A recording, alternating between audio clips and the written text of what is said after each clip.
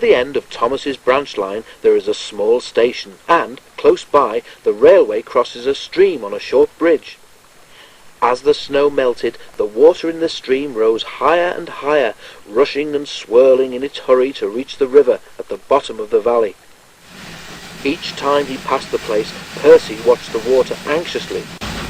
"Don't worry," said his driver. "It's got to come a lot higher before it can stop us." Percy shivered. He could remember the time when he'd been stuck in a flood.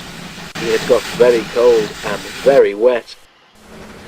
Next morning, Toby came up from the harbour. "No problem with the stream," he said cheerfully. "The water is much lower today." "That's good," said Percy. He set off happily with Annie and Clarabel, and when they stopped at the small station, Percy looked carefully at the stream. His driver went to look too. Toby was right. The water level was much lower. "All's well, Percy," said his driver. "Come on, we've got a timetable to keep." They hurried to the junction where Henry was waiting for them. "When is Thomas coming back?" asked Henry. "If he does," he added, "I shouldn't be surprised if he decides to stay as a museum piece. He's old enough."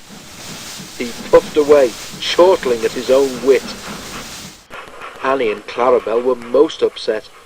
Percy had to spend so much time comforting them that he was late leaving with his next train. Percy had his tank refilled with water at the station by the river, and this made him later still. "Never mind," said his driver. "We don't need to stop at the station near the stream this trip, so there's nothing more to delay us." They reached the stream quickly, but as Percy ran onto the bridge, he felt it sink slightly under his wheels. There was an ominous creak. The bridge swayed. "Don't stop, Percy!" shouted his driver in alarm. "Keep moving!" Percy didn't mean to stop, and that was lucky. Clarabel was the rear coach. As she crossed the bridge, it wobbled again. When her back wheels left it, there was a sudden loud crash. The bridge vanished. 1 second it was there, the next it wasn't. It was safe to stop now. Percy's driver put on the brakes, and the fireman ran back to look. All he could see of the bridge was lying in the middle of the brown, rushing stream. Annie, Clarabel and Percy were badly shaken. The guard telephoned a warning, and then they all went quickly home.